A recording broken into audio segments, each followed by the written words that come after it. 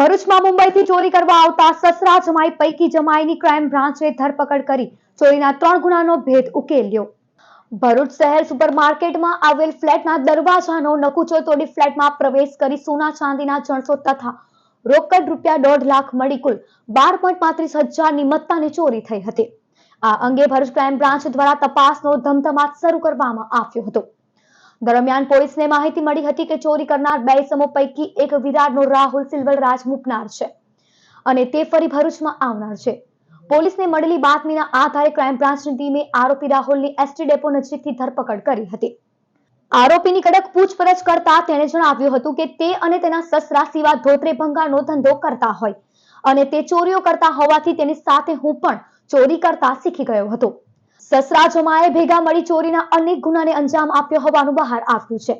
Crime બ્રાન્ચે Bharuch શહેર એ division, Valsad town અને વસઈ વિરાર જિલ્લાના ચોરીના 3 ગુનાનો ભેદ ઉકેલી કાઢ્યો હતો, જ્યારે સિવા ચીનીપા ધોત્રેને વોન્ટેડ જાહેર કર્યો હતો.